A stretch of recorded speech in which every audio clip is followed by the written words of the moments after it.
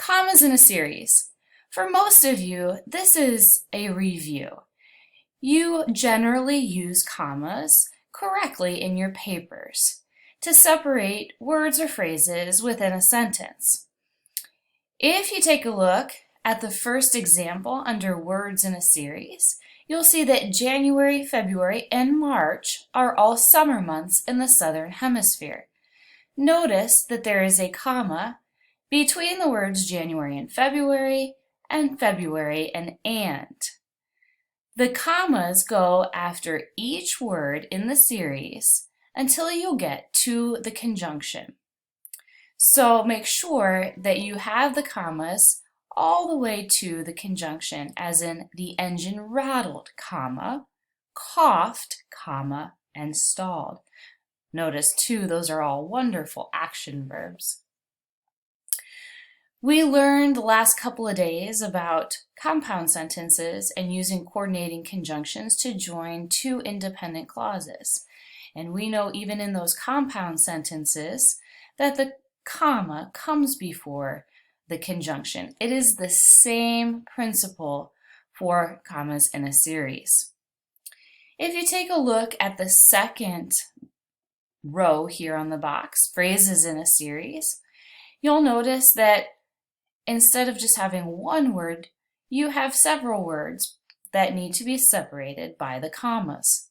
There were fingerprints at the top, comma, on the sides, comma, and on the bottom. I know you all can recognize these as prepositional phrases.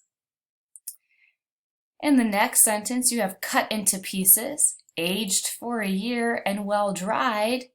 The wood was ready to burn. Now notice on these phrases that the comma also comes after the third part of the series.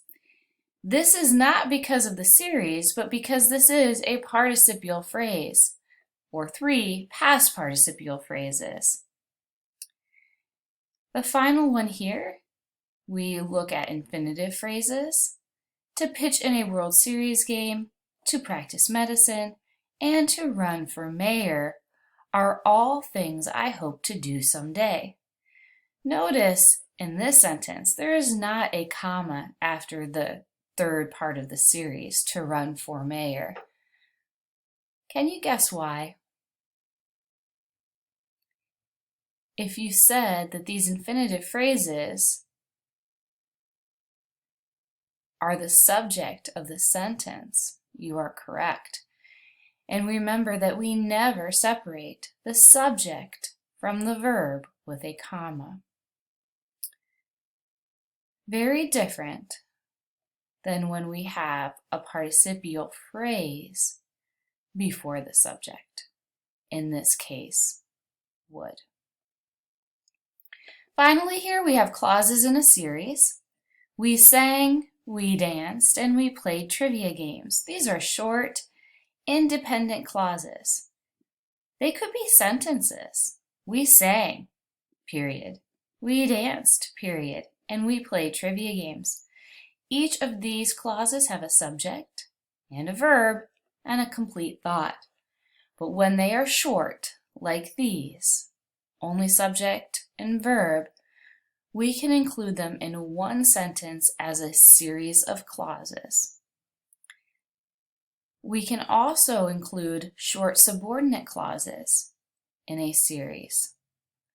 I knew that we were late, that the ice cream was melting, and that the car was nearly out of gas. You'll recognize your subordinating conjunction that in each of these subordinate clauses. So you just separate those subordinating clauses with those commas. Finally, it's worth noting that, like I said up here, only short independent clauses may be separated by commas. If the independent clauses are long or contain commas themselves, then they need to be separated with this little guy here, The comma with a dot on top, we call that a semicolon. So yawning, mother closed the curtains, semicolon. Father, who had just come in, turned on the porch light, semicolon. And my little sister Christina, comma, put on her pajamas.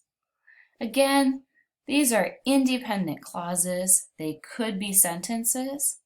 They have a subject, a verb, and a complete thought. But since they are all related to what each person in the family is doing, they can be combined into a sentence using the semicolon.